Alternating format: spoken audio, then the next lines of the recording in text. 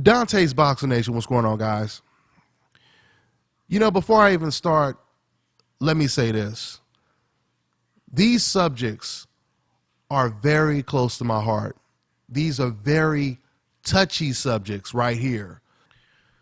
Now, I'm going to play the clip of exactly what Floyd Mayweather had to say about Black Lives Matter, All Lives Matter, and even what he said about Collin Kaepernick.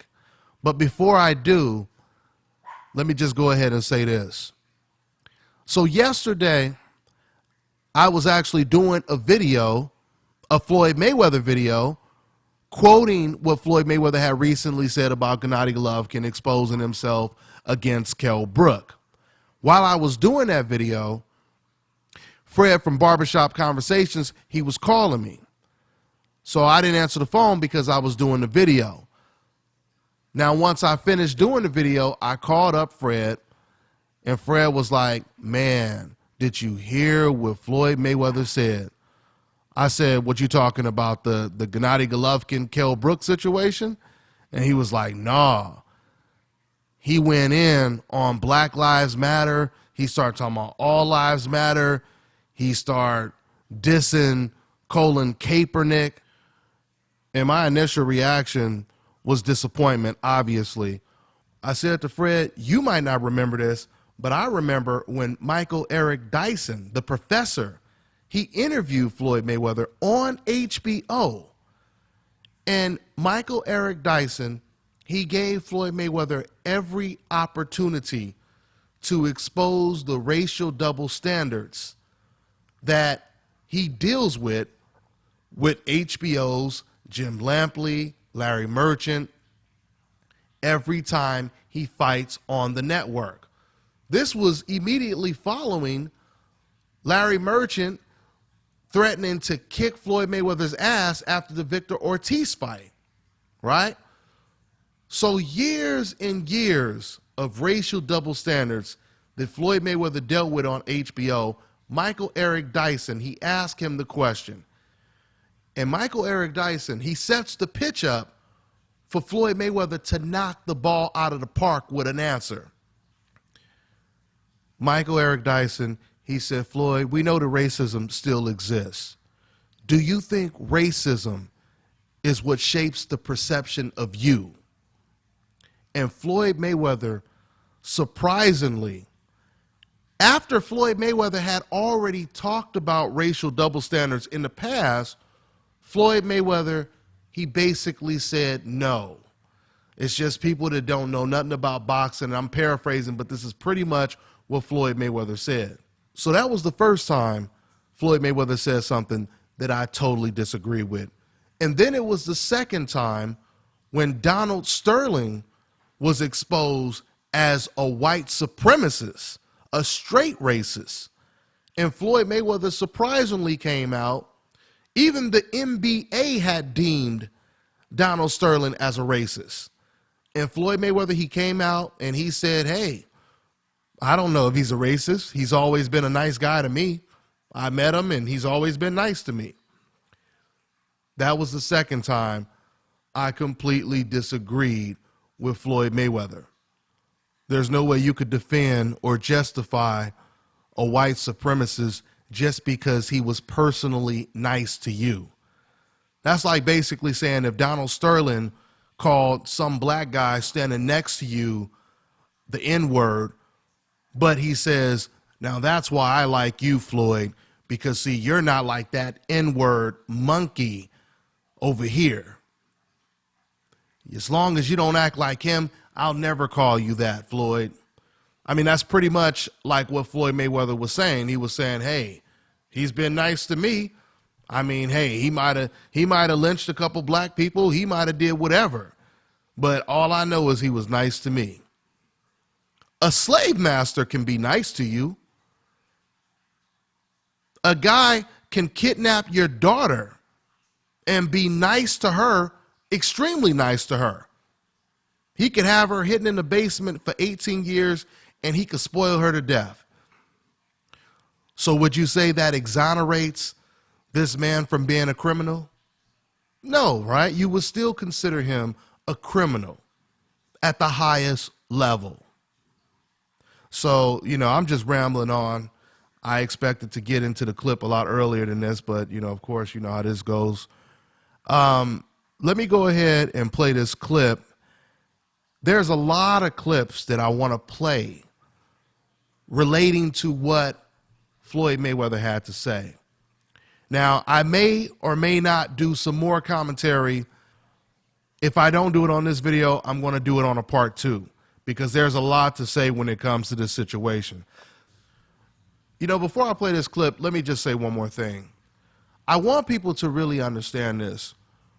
When it comes to the sport of boxing, boxing is one of the most emotionally attached sports there is today. It's also one of the most racially driven sports there is today. The reason why I say that is because I want you guys to understand that when we're praising how good a fighter is, it really has nothing to do with what that fighter thinks outside of the ring or what he does outside of the ring, okay? When it comes to Floyd Mayweather being a great fighter, that really has nothing to do with if you like him or hate him. It's a fact that Floyd Mayweather is the best fighter of this generation. That's not up for debate, right? So the point is, ESPN, for example, they hate Floyd Mayweather's guts. They hate that man. If Floyd Mayweather were to die tomorrow, they would be celebrating. That's how much ESPN hates Floyd Mayweather. But guess what?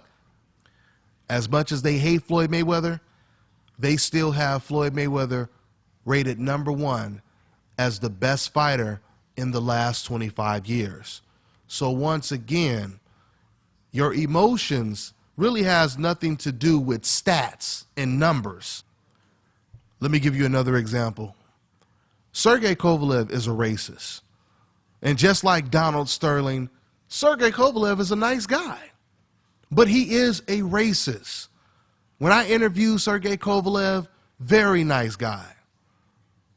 But any man that calls black people monkeys and calls them the N-word, and just like John Pascal said, he calls black people pieces of shit, but he doesn't call white people, non-black people pieces of shit, the man is a racist. But with that being said, even though Sergey Kovalev is a racist, I still give this man credit when it comes to how good he is as a fighter. When you ask me what I think of Sergey Kovalev as a fighter, I'll say he's the best light heavyweight in the world right now until somebody beats him. I'll say, I'm really impressed with Sergey Kovalev because he is one of the rare fighters that is willing to face anyone. He's willing to let his O go, like Keith Thurman would say, right? I commend Sergey Kovalev for having those kind of attributes. But if you ask me what I think about Sergey Kovalev outside of the sport, I would say he's a racist because that's what he is. Edwin Valero. Do you know whenever I bring up Edwin Valero's name, it could be at a boxing gym, it could be on a video, whenever I bring up Valero's name, do you know what the first thing boxing fans say? Man, that guy was so good in the ring. He would have beat Manny Pacquiao. That guy would have went far in the sport of boxing. This is always the first thing fans say when I bring up Edwin Valero's name. Despite the fact that Edwin Valero murdered his wife and then killed himself while high on drugs. That's right. Edwin Valero was a drug addict and a murderer. But yet, when people talk about Edwin Valero, they only talk about the boxing. So if you guys didn't get the point, my point is simply this. When it comes to talking boxing, I'm going to tell you guys the whole truth. And when it comes to talking about everything outside of boxing, And in this case, it would be racism, police brutality, et cetera, et cetera. And what Floyd Mayweather had to say about all lives matter or Black Lives Matter, I am going to tell you guys the whole truth as well. So with that all being said, let's go ahead and get into this clip. This interview was conducted by Sean with the Boxing Voice. Shout out to Sean and the Boxing Voice. Go ahead and subscribe to their channel if you haven't already subscribed. I'll put the link in the description box so you guys can click on it and watch the full video, because I'm only going to play this little small clip of what Floyd Mayweather had to say about all lives matter, et cetera, et cetera. So let me go ahead and roll the clip. So I'm here to say all lives matter. You know, a lot of times we get stuck. We get stuck, and we're followers. When you hear one person say, "Oh, Black Lives Matters" or "Blue Lives Matters," all lives matters. And what I learned from boxing, what everyone can take in real life, is follow directions, follow order. That major outrage this morning after a behavioral therapist was shot by an officer after he held his hands in the air, lying on the ground, his patient with autism sitting right nearby. ABC's Gio Benitez has more on this story. Good morning to you, Gio. Amy, good morning to you. That new video taking social media by storm overnight. The unarmed Black behavioral therapist shot by police on the streets of Miami. And police say it all started when they got a call about a man threatening suicide. Watch, just moments before the shooting, you can see 47-year-old Charles Kinsey, his hands raised in the air. The video released overnight by his lawyer. Kinsey in the yellow shirt works at an assisted living facility. And the man at his feet is a 23-year-old with autism who ran away from the group home. Listen as Kinsey talks to police.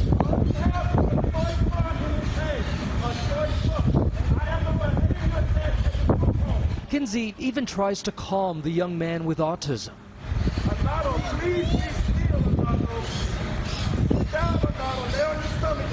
At some point, one of the officers shoots Kinsey, but he survives and speaks with Fox station WSVN from his hospital bed, recounting what he told that officer.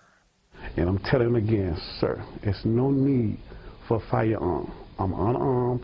He's an autistic guy. He had a toy truck in his hand. When he hit me, I'm like, I still got my hands in the air. I said, no, I just got shot. And I'm standing there, I'm like, sir, why did you shoot me? And his words to me, he said, I don't know. Video of the actual shooting hasn't been released, but this is the moment right after. And this morning, Kinsey is expected to make a full recovery. The North Miami Police Department has placed the officer on administrative leave, and the local state attorney's office is now investigating Amy. Gio, this is so hard for people to get their heads around. Can I see your license, please? Get out of the car! Get out of the car! Get on the ground! Get on the ground! I just got my license. You taking my license? I grabbed my license right there. That's my license right there. Put your hands behind your back. Put your hands behind your back. Put your hands behind your back. Put your hands behind your back. Put your hands behind your back. What did I do, son? Are you hit? I think so. I can't feel my leg. I don't know what happened. I just grabbed my leg. Brakes on 86690 at 1052. Why did you shoot me? Well, you dove head first back into your car. I'm sorry. Then you jumped back out. I'm telling you, get out of your car. I'm sorry. I didn't hear 2 words, son. What a fucked up world. He's saying I'm sorry to the cop. Who just shot him. He's apologizing to an incompetent police officer who just shot him. As you may have heard, director Quentin Tarantino set off controversy sirens across the country last week. This after marching with Black Lives Matter protesters here in New York City and making some highly controversial comments during a speech afterwards when he said this. I am a human being with a conscience, and when I see murder, I cannot stand by, and I have to call the murdered, and I have to call the murderers, the murderers. Well, joining me right now is Pastor Darrell Scott, a Trump surrogate. Trump, by the way, spoke at your church this morning. What is it that, is it more trigger happy? Are they scared? Is this something that went on before we had videotapes where people were able to have cell phones and take pictures? Do you think it's always been like this? How do you, it's on the news all the time now. What's going on? I think you answered, you asked and answered. Some are trigger happy, some are scared, but they're only trigger happy when it comes to blacks. Some are afraid of blacks. And you're right, we're seeing it more and more because of the advent of video cameras. Listen, I was raised in the 60s. My very first experience with police, when I wasn't even a teenager yet, I got beat up by cops. But you know what's funny? Even in that time, it was in the early 70s, I got beat up by police. We didn't think it was unusual because I had a lot of friends that had gotten beat up by white police too. I've had friends in the 70s that were killed by the police. I mean, I had two friends that I went to high school with, very loud-mouthed guys, criminals, yes, but they were arrested and they hung themselves in jail. But we knew that they didn't hang themselves. And so, that was a norm in the black community, even while I was growing up, that the very real fear of getting beat up or killed by police, it was a reality then, and it's a reality now. It's simply getting caught on videotape now. It has to stop. Now, you know what's so interesting about that clip that I just played for you guys right there? Because I could have played tons of clips of people talking about police brutality. But what is really interesting about that guy right there in particular is that is one of Donald Trump's biggest supporters. Matter of fact, he even did a speech at Donald Trump's Republican National Convention.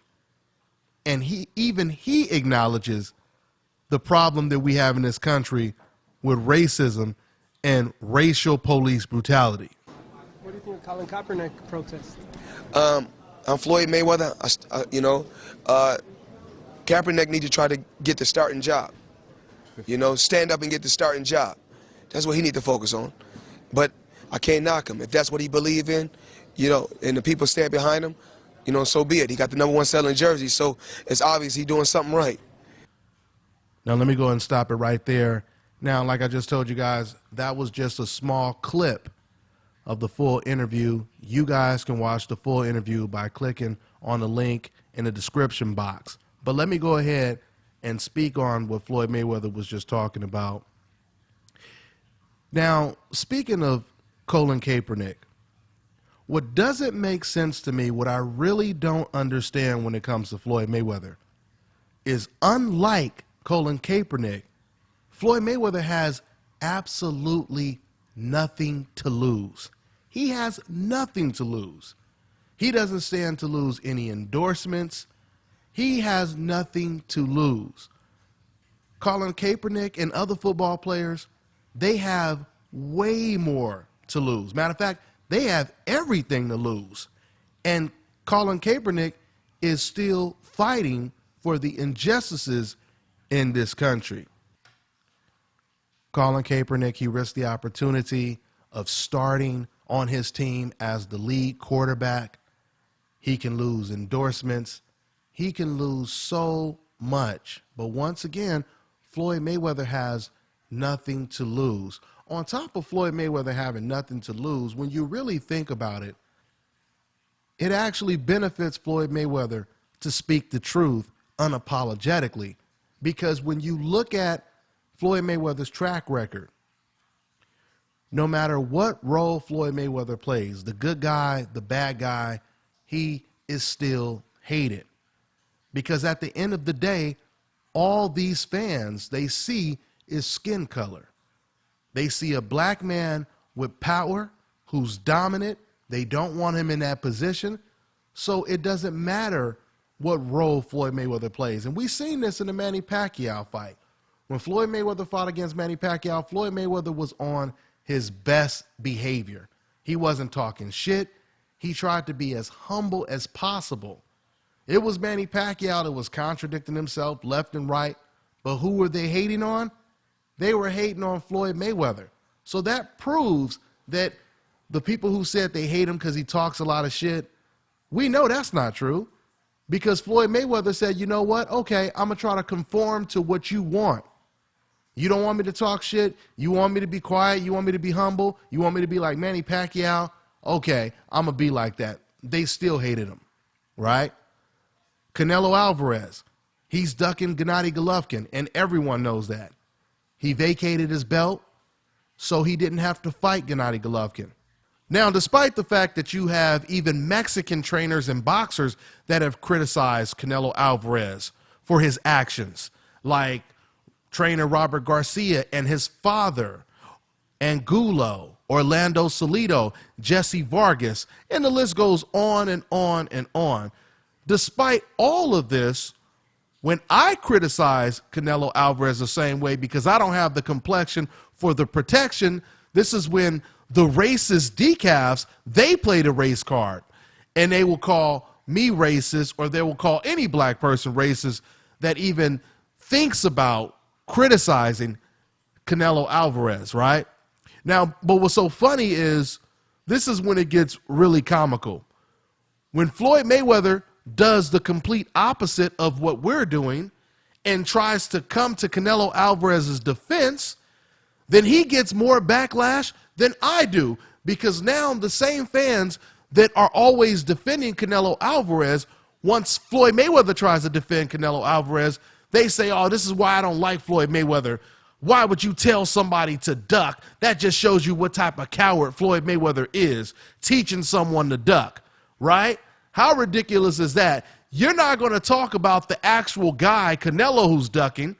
You're not going to blame it on the promoter who promotes Canelo Alvarez, but you'll blame it on Floyd Mayweather for basically saying, hey, guys, I'm with you. I agree with you. Canelo, he should duck Golovkin, et cetera, et cetera. They still hate him. So the point is, no matter what Floyd Mayweather says, they will hate Floyd Mayweather. This is why I say, if they're going to hate you, you might as well have them hate you while you're speaking the whole truth. This is why it never bothers me when racist, ignorant fans, they hate the truth. That's what they are supposed to do. Do you know that in the 60s, they did a poll on who was the most hated man in America? Guess who came in second place? Martin Luther King. So just think about this for a second. I mean, even today, there are white suburban neighborhoods that refuse to have Martin Luther King's name as a street in their neighborhood. That's the reason why Martin Luther King Boulevard or Martin Luther King Street is always in black neighborhoods, because white people don't want that street name in their neighborhoods. For example, when I lived in Long Beach, California, when I was a lot younger, I remember in a certain area, you would see Martin Luther King Boulevard. And I noticed the further you went down, you go into this nice suburban area, all of a sudden the street turns to California Street, because I had a friend that actually lived on this street. And it's so crazy because as a kid, you don't even think about stuff like that. So you just figure, oh, you know, the street just changes like that.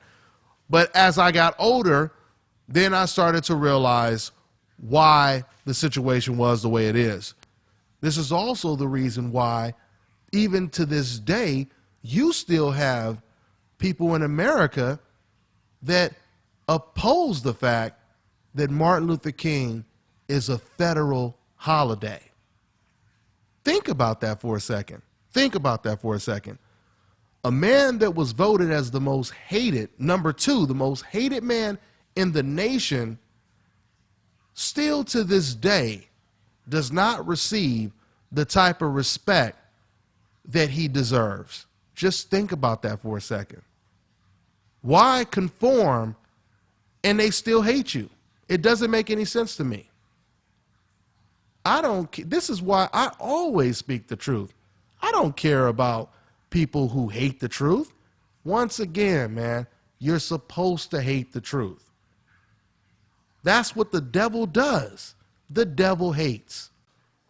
You know, I have a lot more to say when it comes to this topic, but I'm going to go ahead and end this video. It's about 30 minutes in right now, and I'll probably do a part 2 and talk more about this situation. But that's all I got for now, guys. I'm on to the next one. Alright you guys, so yesterday I made a post in relation to the killing of Terrence Crutcher, saying that Black Lives Matter, saying that this is the reason that Colin Kaepernick is protesting, saying that this must stop, and some of y'all lost your minds. One guy told me to shut the fuck up because I never say anything when a black guy kills another black guy, and nobody protests black on black crime. Well, first of all, that's not true. People do protest black on black crime. It happens. Google it. The media just doesn't publicize it as much. Second of all, black on black crime isn't a thing. Nobody ever says Mexican on Mexican crime, Asian on Asian crime, white on white crime. Third of all, you cannot equate a civilian murdering another civilian, and that civilian being charged with murder, serving their time for that murder, to a paid government official who is paid to protect and serve, killing an innocent civilian in an unjustifiable fashion, and being put on paid administrative leave, because that is exactly what happened yesterday. Message!